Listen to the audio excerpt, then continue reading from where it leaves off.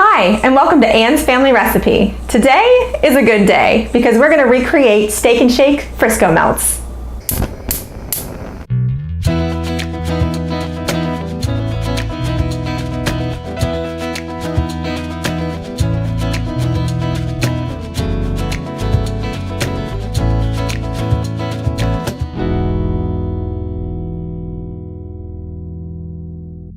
About 15 years ago, my sister and I went to Cedar Point Amusement Park, and on the drive home, it was late at night and we were so hungry, so we stopped at a Steak and Shake, which I'd never been to before.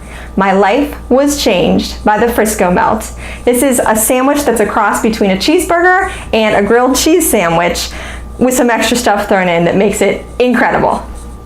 We're starting with the sauce so that it can sit in the fridge for a little bit before we make our burgers and the flavors will kind of meld together. In this bowl, I have about a half a cup of mayo, a half a cup of ketchup, 2 tablespoons of pickle relish, and about a teaspoon of Worcestershire sauce. So essentially we're making our own kind of homemade Thousand Island dressing. It's going to be perfect for our sandwiches. We'll mix that all together. So we're going to start by making our burger patties in this cast iron skillet. I have about a tablespoon of butter melting inside, waiting for it to get nice and hot. And then over here I have my burger patties that I made. So they kind of look like hockey pucks to start, and then once we flip them, we'll flatten them down so it'll be in a nice thin patty. I used 80-20 ground beef. I just formed my own patties and I sprinkled them with a little kosher salt and black pepper for seasoning. And as soon as my skillet's hot, I'm going to add them in 4 at a time. So my cast iron skillet's over about medium-high heat, the burgers are sizzling, and they're just about done on the first side. I wanted to show you this little tip I read about.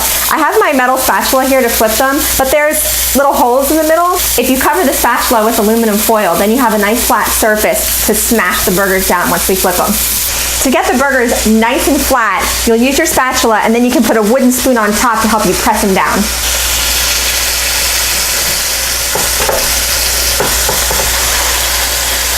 Just before I take the burger patties out of my cast iron skillet, I'm going to flip them back over to the first side just to cook out any redness that might remain.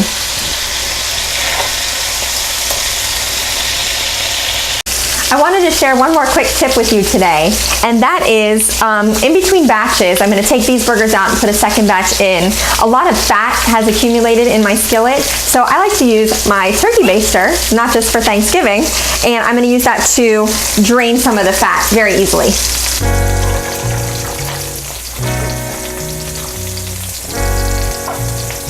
To assemble my sandwiches, I'm starting with 2 slices of Texas toast, which I buttered generously. My bread was a little bit too big for my ingredients. I think the sandwiches are typically made with sourdough, but this is what I had on hand, so I just trimmed them down a little bit, no big deal. So I'm going to flip the buttered side over, and I'm going to generously slather both sides with our Frisco sauce. So again, this has been sitting in the fridge, all the flavors kind of melded together. Oh, it's gonna be so good. And if for some reason you have any of this sauce left over, it would be perfect as a dipping sauce for some homemade French fries. So now our bread's all saucy. Now we're gonna add the cheese. So on one half, we're putting a slice of Swiss cheese. On the other half, a slice of yellow American. And then we'll add our burger patty and just glue the two together. And there's our Frisco Melt. So I'm going to place my sandwich inside my preheated electric skillet, and then I'm going to put the lid on top because that just helps the cheese melt a little bit faster. And in a few minutes we'll flip it over when it's nice and toasty on the first side. My sandwich is grilled and it looks a lot like the original, so I'm excited to see what it looks like on the inside. We'll cut into it here. Oh, somewhat neatly. There we go. Oh, look at that cheese. That's why you got to put the lid on it, because then you're going to get nice, gooey, melty cheese. I got to give it a taste.